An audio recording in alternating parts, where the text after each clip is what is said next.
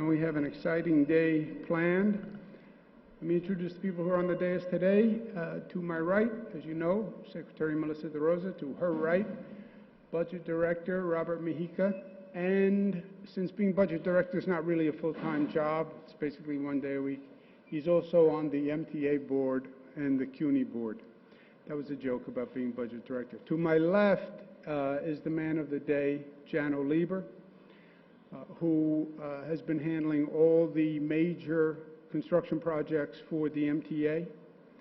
And we're in Grand Central Terminal today, and we're going to go through the largest transportation development in the country right now. And you're going to be the first to see it. Let's do a little housekeeping business about today. I like to stress the point that what we do today is going to determine tomorrow. This is a state in transition. It's a country in transition. It's a world in transition. What does the future hold? It depends on what you make the future. It's that simple. On the COVID numbers, all the arrows are in the right direction. They continue to be in the right direction. Positivity yesterday, 0.6, lowest since August 27th. So that's really great news. The number of hospitalizations is down to 1,200. That's great. All the numbers are headed in the right direction. The one number that is always a point of reality that stops us from saying, well, COVID is a thing of the past. 10 people died yesterday from COVID. So don't underestimate the power of this virus. On number of vaccinations, we're over 18 million. 64% have at least one dose, 55.8 fully vaccinated. We are now scratching for inches on increasing the vaccination numbers. The number of people coming in for vaccines is way down. So we're coming up with incentives and creative bonuses and trying to knock down the excuses that people have or fears that people have about vaccinations. But we are literally, when you talk about 64%, you look around the world, you don't have many countries that get higher than that. So this is really now, we're in the red zone,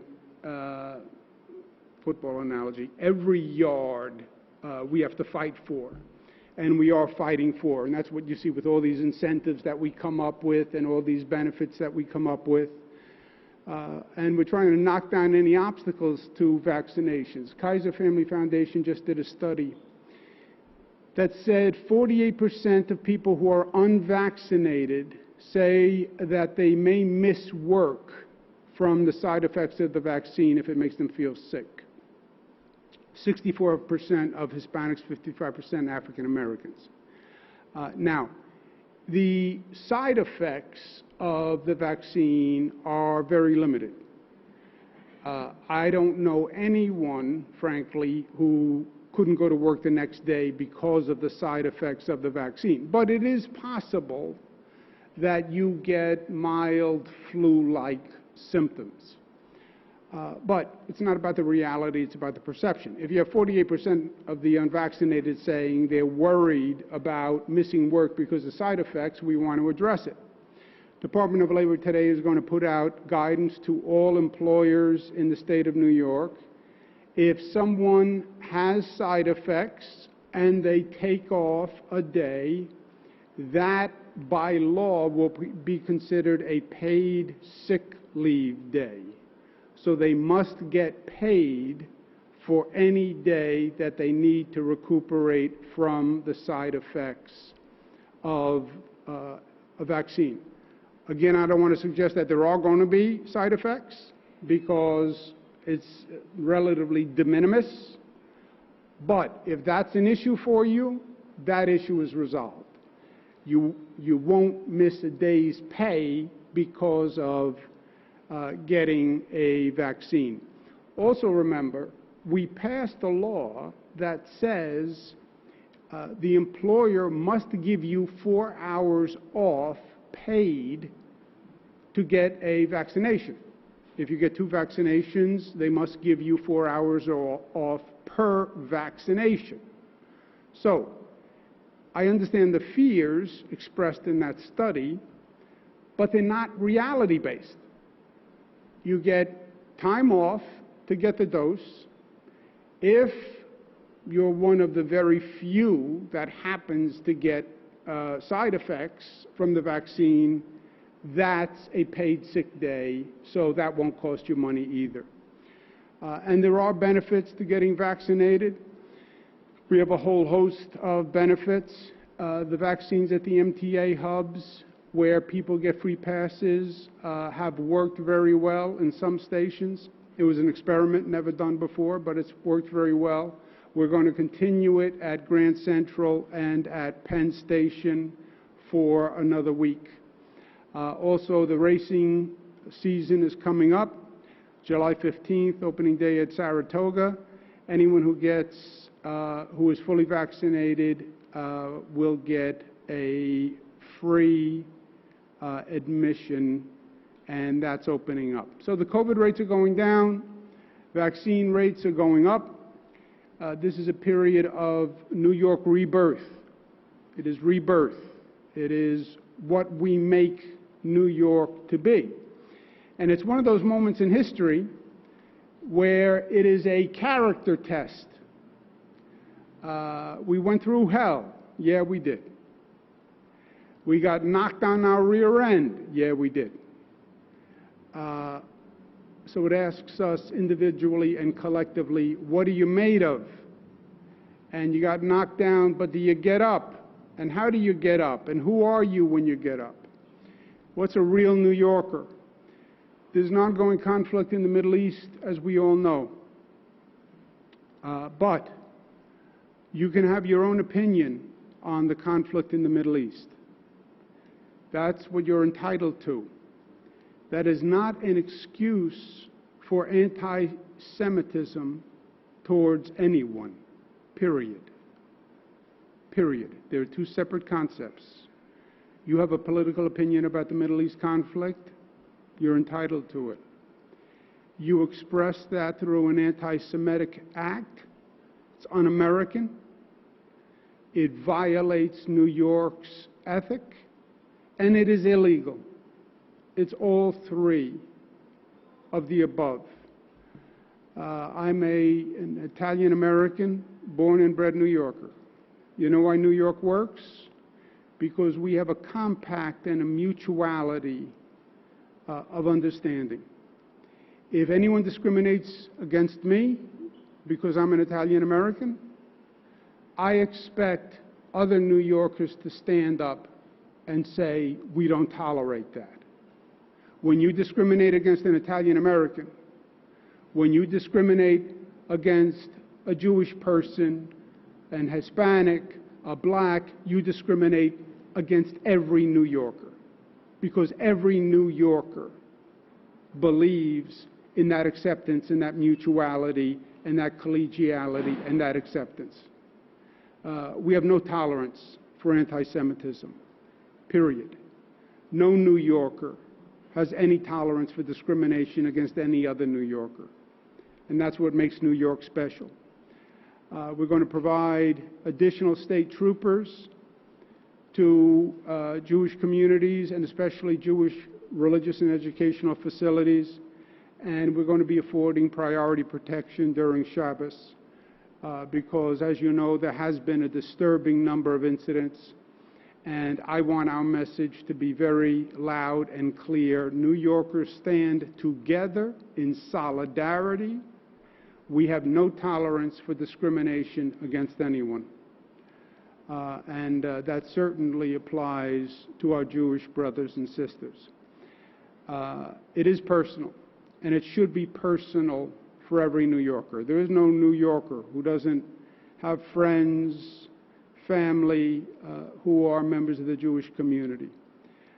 My 2 brothers-in-law, my nieces are Jewish, and it is personal for me, and it's personal for all of us. It's also illegal. Forget morality, ethics. It's illegal. And these attacks against people who are Jewish because they're Jewish, or these attacks against Asians because they're Asians, they will be prosecuted to the fullest extent of the law. It is illegal. They are hate crimes. We have one of the strongest hate crimes in the country, hate crimes laws. And I give you my word personally that those laws will be fully enforced. What does it mean to be a real New Yorker? It means when life knocks you down, you get up and you get up stronger. We've done it time and time again. Superstorm Sandy, we did it. 9/11, we did it. You had all sorts of naysayers after 9/11. Oh, we're not going to be able to recover. Yeah, those weren't the real New York voices. We got up and we got up stronger. Well, the city's going through a tough time. Yes, the city's going through a tough time. It's gone through tough times in the past. And we recovered and we came back stronger. New York City was bankrupt. Yes, we have a crime problem. We had a worse crime problem. And we managed it. You just have to think big and get past it. So don't think about New York reopening. I talk to all these governors all day long, and they say, we're reopening, reopening. I say, I'm not reopening my state. I'm reimagining my state. Reopening means we're going to go back to where we were the day before COVID. There's no going back. New York doesn't go back.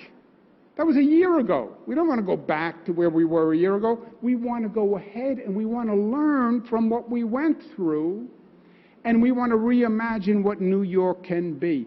And think big. You look at this, what made this city, what made this state, was audacious ambition. I'm going to build the Empire State Building in the middle of the Great Depression. I'm going to build the longest bridges, longer than ever, Brooklyn Bridge, George Washington Bridge. We're going to build a reservoir system 60 miles to get water from the mid-Hudson. It was built on thinking big. And that's what we need again. Think big.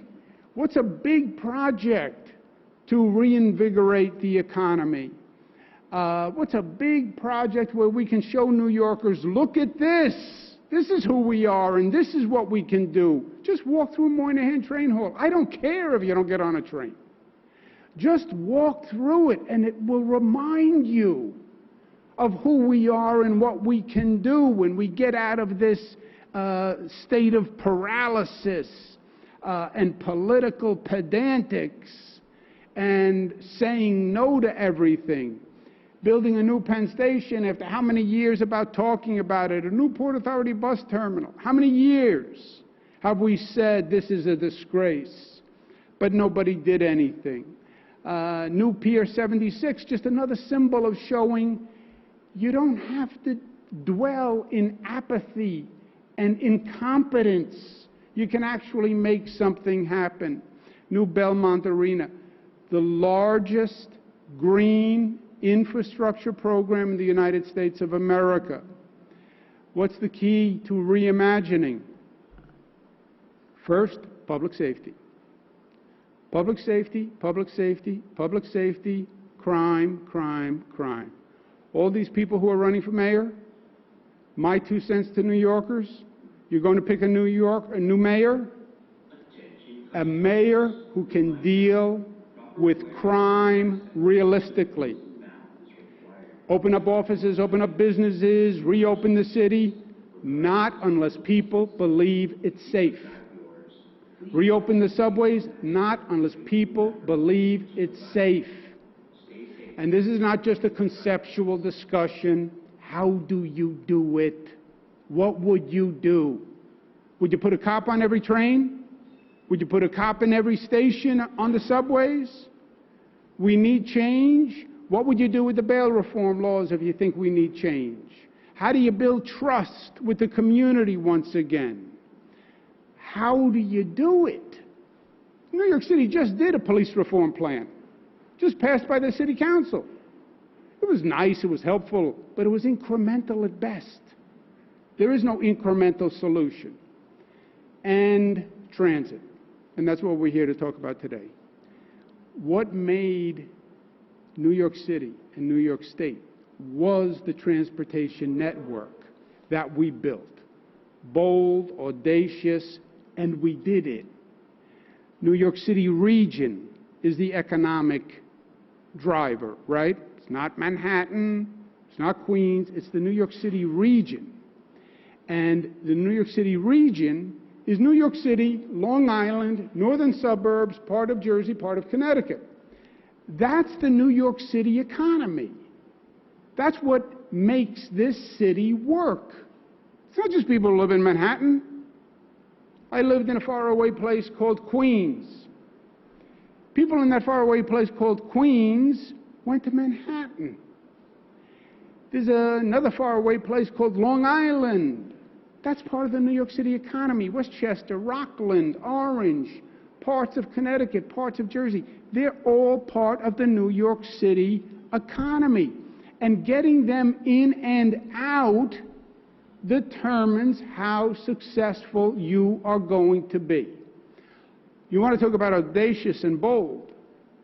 Long Island Railroad, going out to the tip of Long Island, which they built to reach a ferry. That's why they built the Long Island Railroad, to get out to take a ferry to Boston. But what the Long Island Railroad did was it opened up Long Island.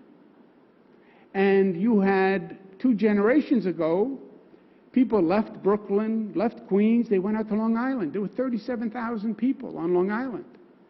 Today there's 2.8 million people.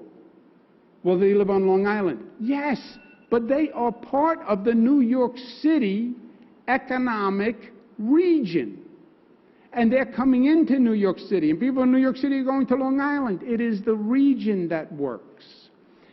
Eastside Access is the biggest transportation project being implemented in North America today. It was an audacious idea, an $11 billion project connecting Long Island Railroad to Grand Central Station, but more, changing the entire regional transportation system.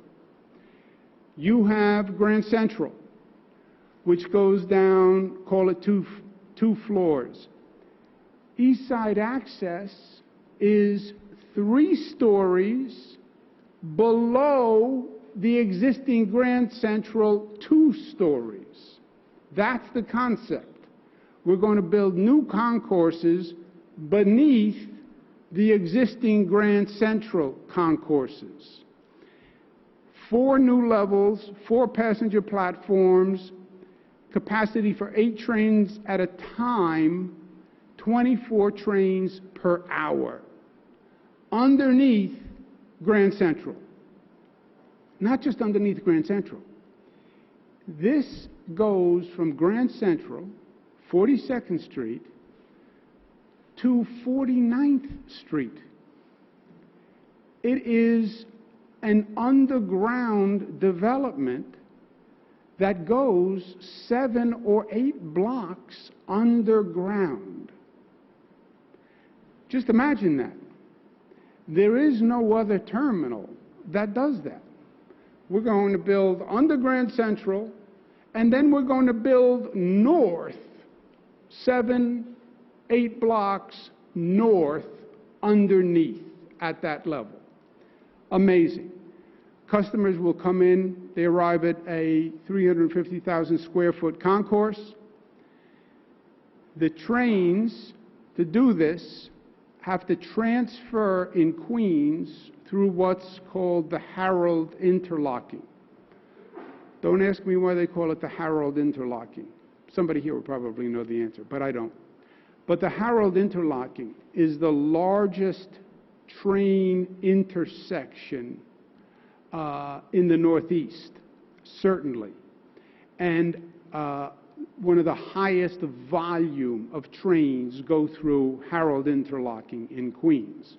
So the idea is the trains from Long Island would change tracks at the Harold interlocking, and there's a set of tracks that then go from Queens through a new tunnel under the river and into Grand Central Terminal. This is Harold interlocking. To do it, Harold interlocking needed $1 billion in improvement. In truth, it needed improvement anyway because it was so busy and so outdated.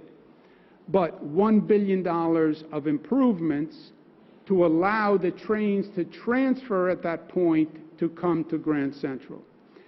Today we're announcing all the major construction is complete.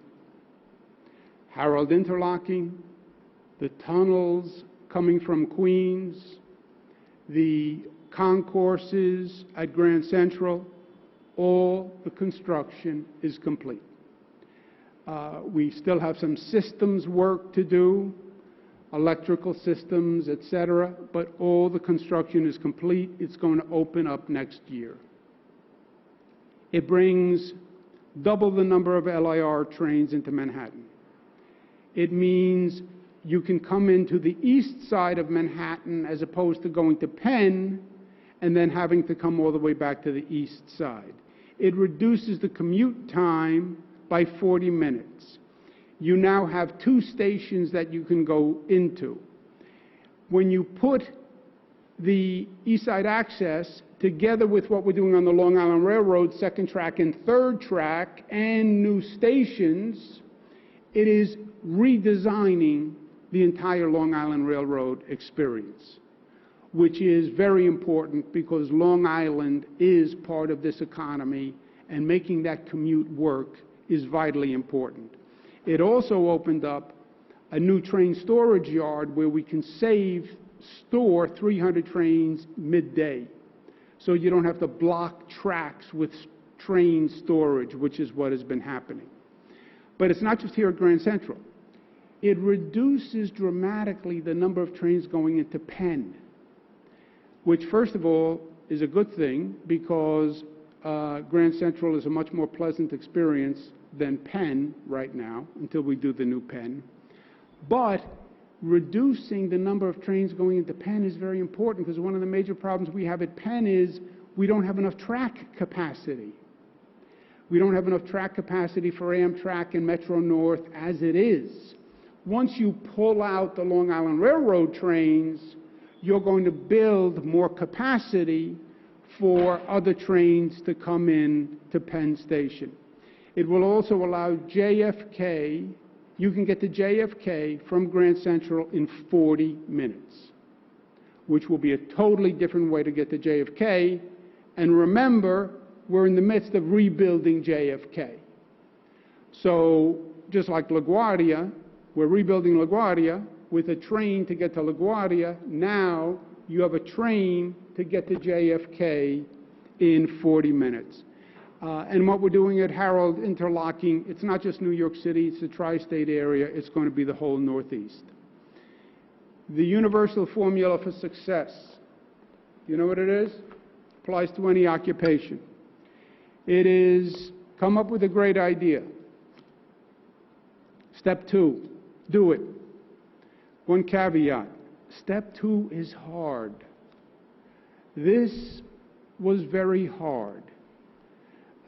Building 9 blocks under the Grand Central, hundreds of feet below the surface was hard. Building a new tunnel was hard.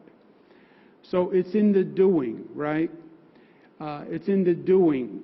I have a great idea. Let's build a new airport at LaGuardia. Great idea. Yeah, now do it. I have a great idea. Let's rebuild JFK. Good, now do it. I have a great idea. Let's build a new Tappan Zee Bridge. It's falling down. They've talked about it for 20 years. Okay, now do it. I have a great idea. New Penn Station. It's a hellhole. Yeah, okay, now do it. Eastside Access. Great idea. Now do it. And the problem is in the doing. And I want to thank the team that has done this. I've been through a lot of difficult projects. Building a bridge is difficult. Building an airport is difficult. This was probably the most difficult project to get accomplished.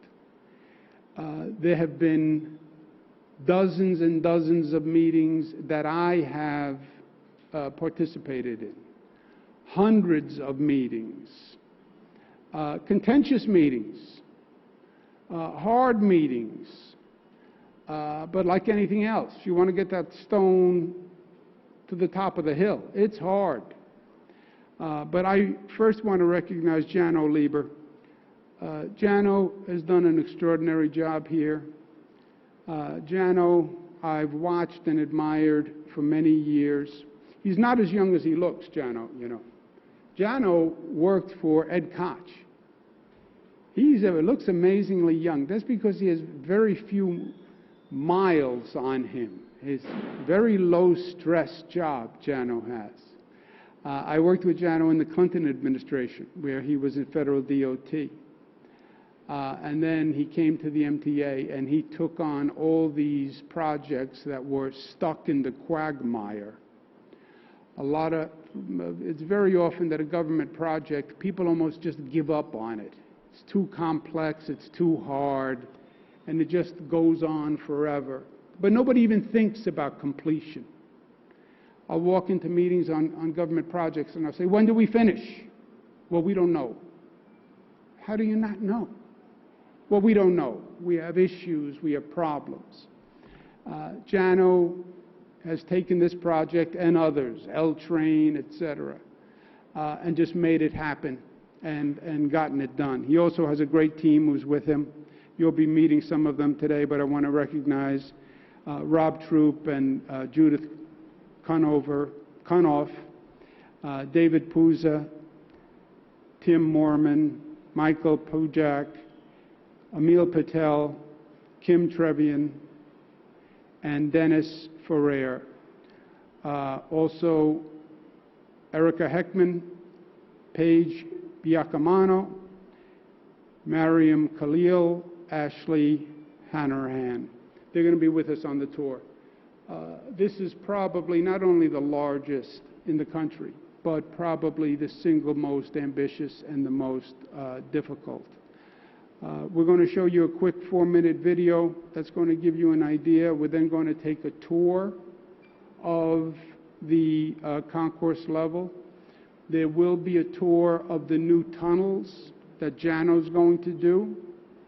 I've done that a number of times. Michael Aronson will enjoy that tour because he is a tunnel construction aficionado, and he's going to see racked cables along the tunnel walls, and it is going to make his day.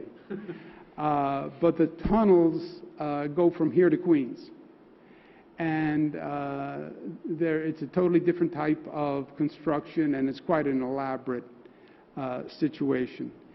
Last point, last time I did this walking update through the concourses and through the tunnels and into Harold Interlocking was with a gentleman named James Dwyer. And Jano and I did it in the middle of the night, one night. A reporter asked me once, why don't you go into the subways? I said, no. When you go into the subways with politicians, it's for photo ops. I go in the middle of the night when we're actually doing work and need to make decisions and get things done. But anyway, must have been like 1 o'clock in the morning or something. Jim Dwyer, Jano, and myself went from the Harold Interlocking through the tunnels, this is about a year ago, and then went through the concourses, and then we went over to Moynihan. And Jim Dwyer, for those of you who didn't have the pleasure, I mean, just an extraordinary journalist, He was at Newsday, he won Pulitzers, and he passed away. But I was thinking of him today, and he said to me, one of the things he said on the tour is, this is amazing, nobody knows this is here, it's a whole city under the city. But can you ever get it done? Will you ever get it done? He went right to step 2, do it. It seems we can't get anything done anymore in this city, is what Jim said. And Jim had a tremendous feel for New York City. Said we feel like we can't get anything done anymore. Can you get it done? James, we're getting it done. We're getting it done. We got Moynihan done, and we're getting this done. Let's show the video, and then we'll take some questions, and then we'll take a tour, and then people who want to go through the tunnel tour, which is about a half an hour to the Queens side. Jano and his team will be doing that.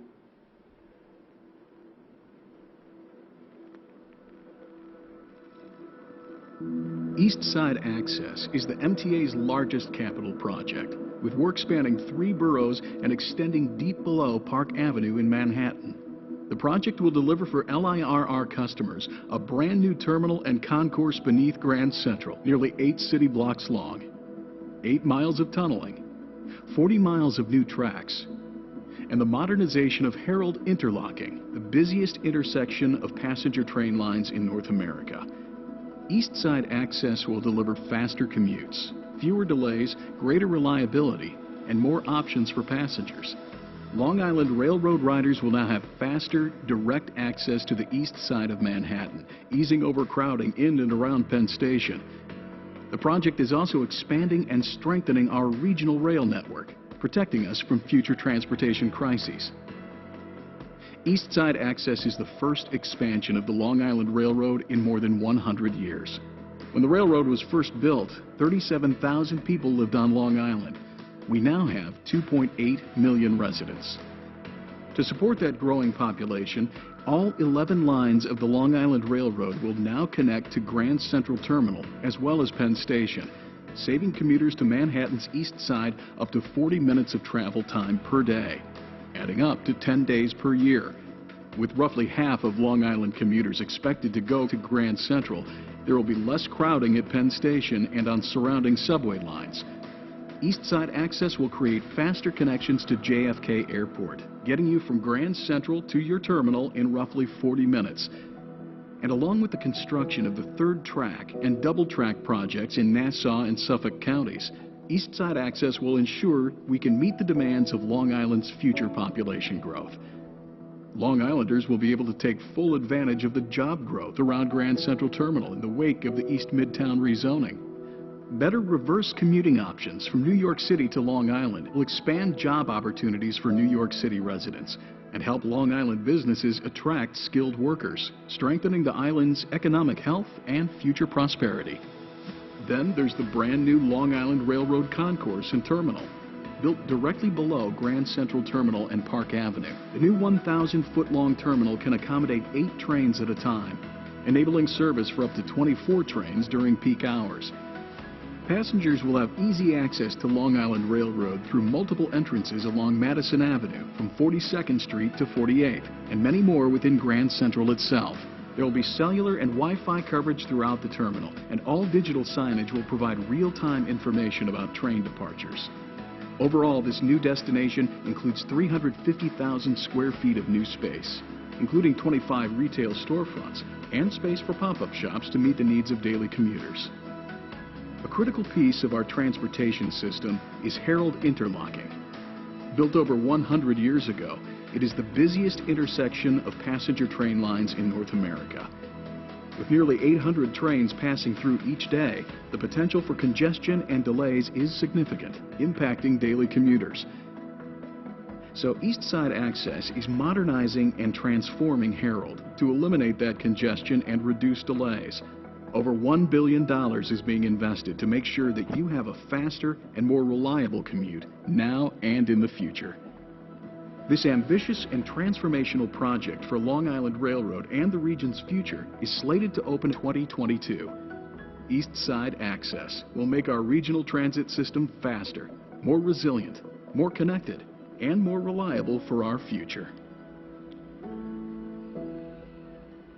Okay, to sum it up, this will have a regional effect. It'll affect Grand Central. It'll affect Penn.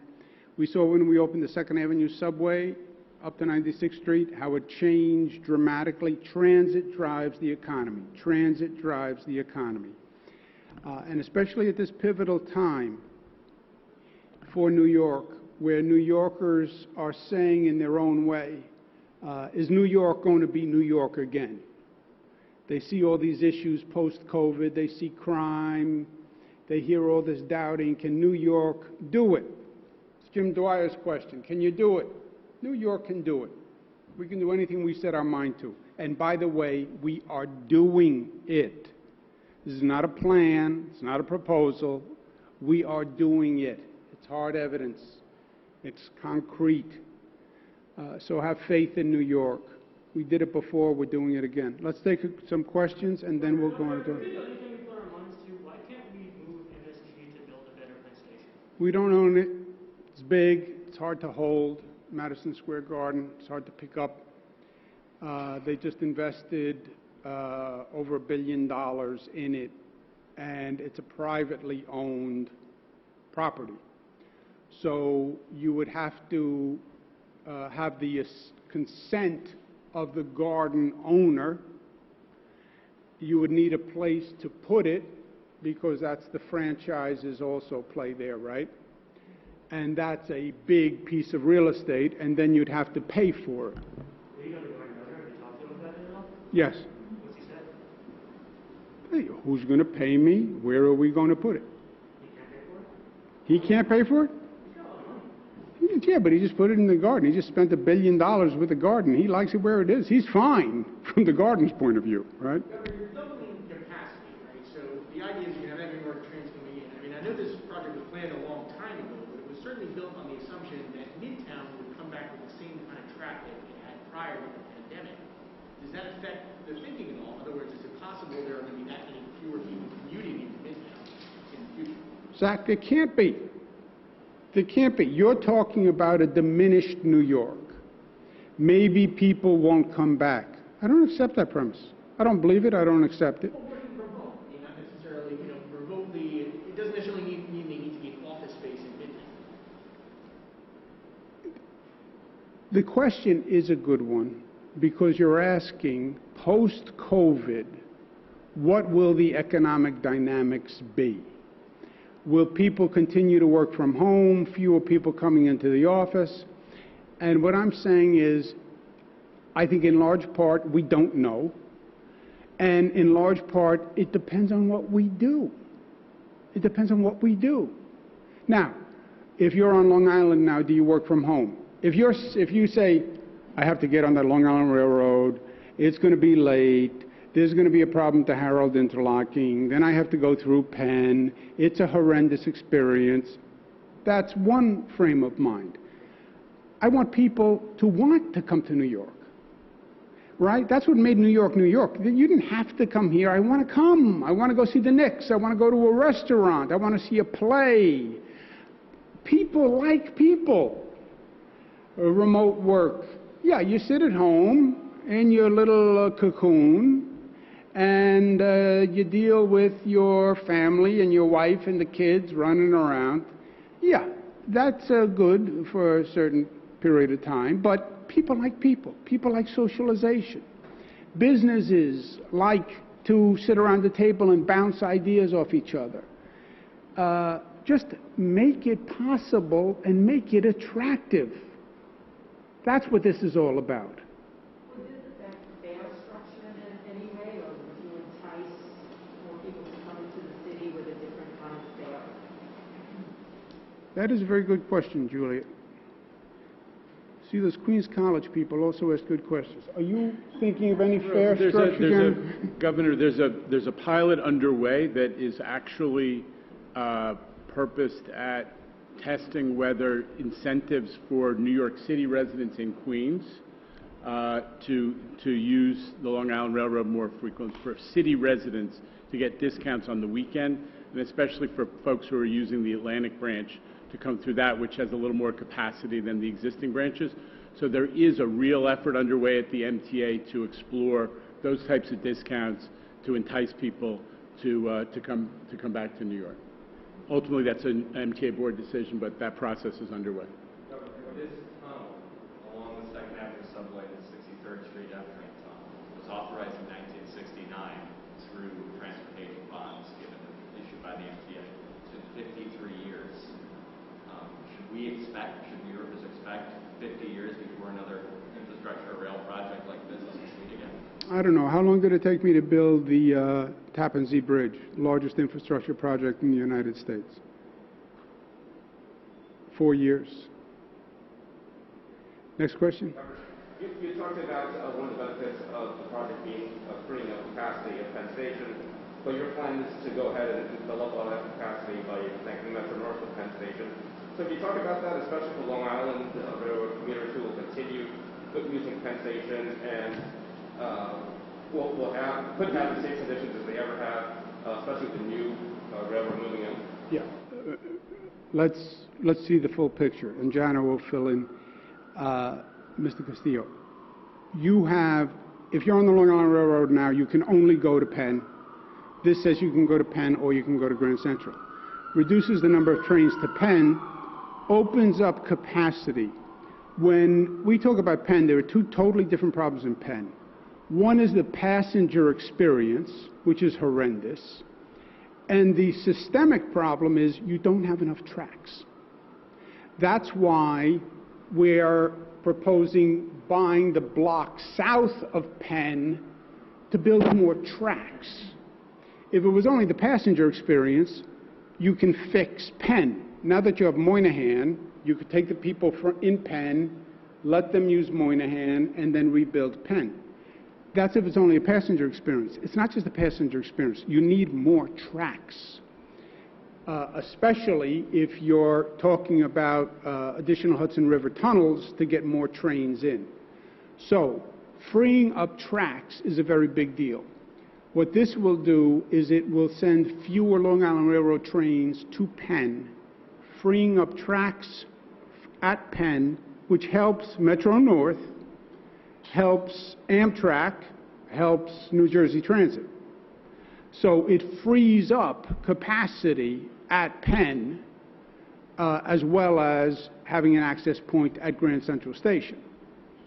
And then what we plan is, yes, you'll have more capacity, but we want even more capacity, and that's why we want to buy the 780 block to add additional tracks, more transit, getting more people on more trains, out of cars, coming into New York in a pleasant circumstance where you ride the train and you get out in Moynihan train station and you walk up and you look at that skylight and you say, what a beautiful day today is.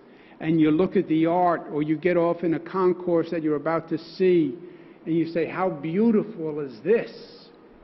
It's not an unpleasant ride. It's not walking through this miserable condition, because Zach is right. You're at a transition point in the economy. Maybe I'll just stay home. No, I want to go to New York. I want to see my friends. I want to go to dinner. I want to go to a play. But make it inviting. Don't make me run a gauntlet at 7 o'clock in the morning just to get to work. You want to comment? Sure. On the Well, I mean, Alfonso, just the math. The 24 trains an hour at the peak of the peak here, so a significant uptick in Long Island Railroad capacity in and out of Manhattan, number one. The Metro North capacity on the Hellgate is going to be like 4 trains an hour. So there's plenty of incremental capacity for Long Island Railroad. And the other great benefit, which not everyone thinks about, but the governor does, is this is our gateway. People talk about having a second way to get on and off Manhattan Island across the Hudson River.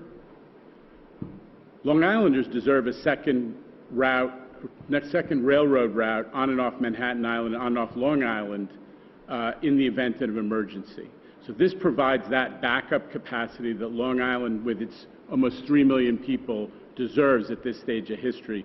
That's what this Eastside Access project does, in addition to the extra capacity. And Mr. Castillo was going to put the pieces together. You know, we lay out the pieces incrementally. Grand Central Terminal, Eastside Access, plus Penn, plus 780, plus Moynihan, plus second track, plus third track, plus station renovations on the Long Island Railroad. It's the totality that you have to see now. Mr. Aronson? As Janet brought it up, tomorrow the federal government is almost certainly going to advance Gateway forward. In the lessons that you've learned from Tappan Zee, from L Train, and the problems that you've seen, a 60-year-old project that cost $11 billion well before you got here, do you commit New York to insisting to the Fed's Amtrak Port Authority that Gateway, which is $30 billion, should be done as fast, as economical, as efficient as possible? And then after that, I'd like Janet to address how New York will not get the full benefit of this 60-year-old project, $11 billion in price, when it opens, because of the East River Tunnel situation, that this will actually be a spare, a backup for a number of years, and how using innovative techniques that could be avoided. So on the Gateway and then on East River Tunnel. That Michael here has very specific questions, and then he tells you who he wants to answer which one. Yeah, I know. Let me make it simple on Gateway. Gateway is very important. We've been talking about it for years. We pay 50% of Gateway. It's not just my opinion to the feds, my advice to the feds. I'm not going to spend New Yorkers' money in a way that is not the most cost-effective, cost-efficient way. You know that because we had this fight with the MTA on the L train tunnel. And I said the way they were doing the L train made no sense. And I brought in the best engineers, the best academics. We did a study. The MTA said, "Oh, you're suggesting an alternative to us. How dare you question the realm of the bureaucracy?"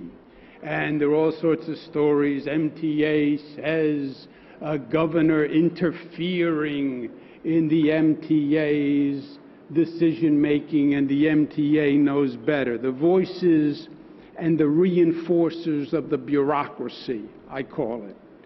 And the bureaucracy proliferates itself and has supporters of the bureaucracy.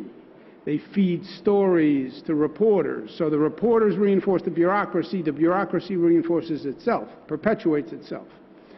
It's hard to take on the bureaucracy. But in the Gateway, we have to pay.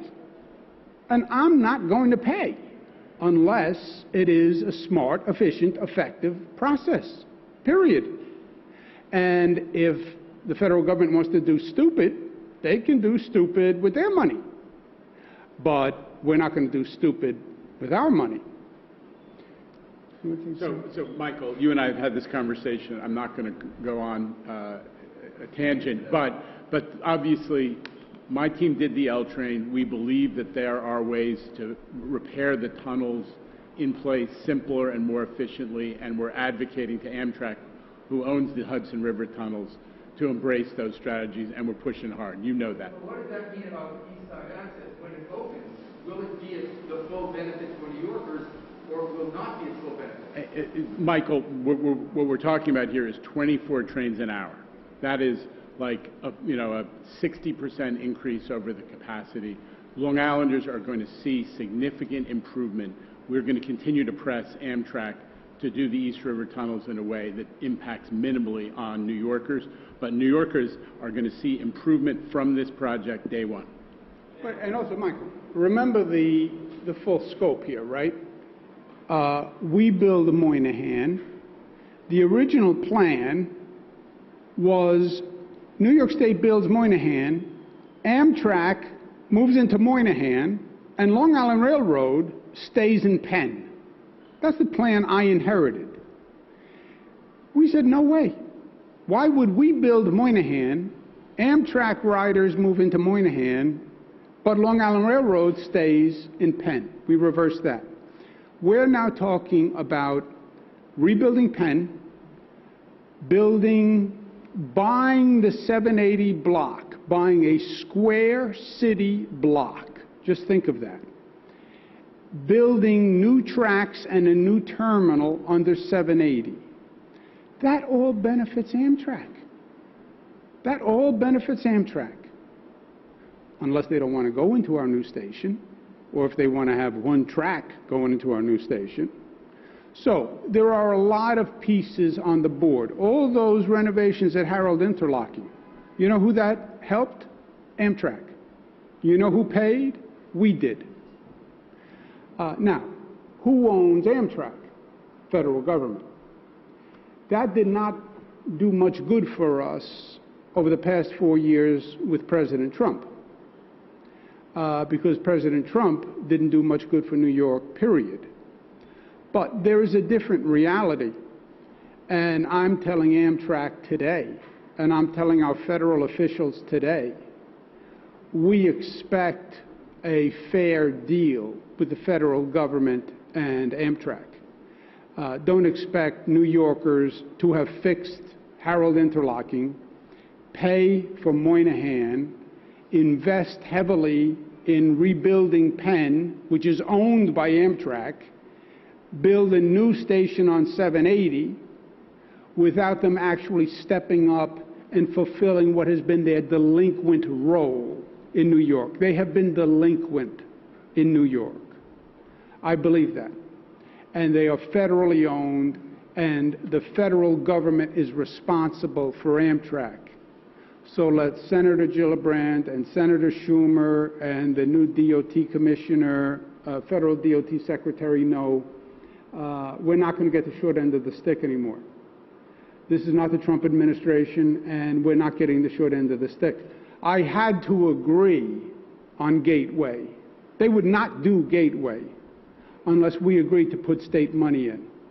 They basically extorted us. So we had to do 50% state money, 25 New York, 25 New Jersey. That should have been federal money. Who's coming through the new Gateway? It's Amtrak. It's Amtrak and a few New Jersey transit trains. Why should New York have paid for Gateway? I don't have any trains going through Gateway. Well, the trains are coming into New York City. Okay, so we were more than reasonable, saying that we would pay 25% of the expense. But it has to be smart, and we go back to the L train tunnel, and I resisted the bureaucracy and the pettiness there, and I'm going to do the same thing again with the Amtrak people saying, we know how to build a tunnel, or we've been doing it all our life. What they leave out is the technology changed on how to build a tunnel, and we expect fairness from Amtrak and the federal government. Let's take one more. We're going to get late on time. Marcia Kramer. So, Governor, this is a long delayed over budget project and still has a lot of work to do. I wonder if you're taking a gamble by announcing this announcement today that the Long Island commuters who've been waiting for this for a decade might be disappointed and might not be able to open at the end of 2022. What do you say to commuters who say, show me that it's really going to happen?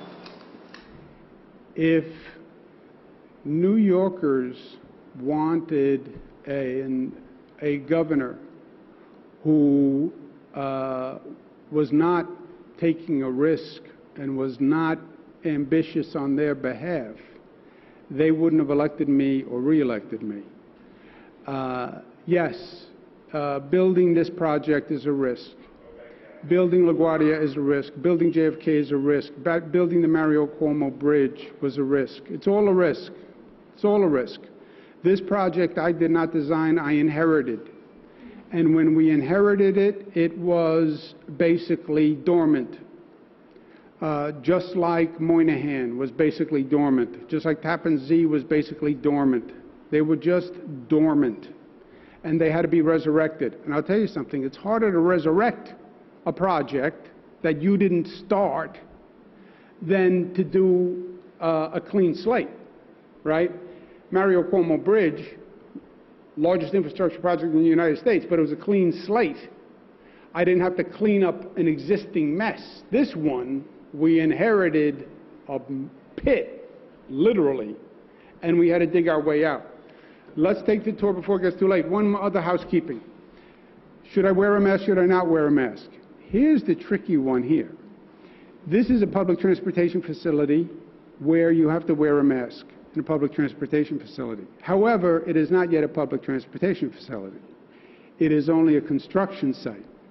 So it is somewhere in the gray area. It is a construction site that is building a public transportation facility, but it's not yet a public transportation facility. So it's up to you. If you're more comfortable, wear a mask, wear a mask. If you don't want to wear a mask, don't wear a mask. Let's take the tour. We can talk on the tour.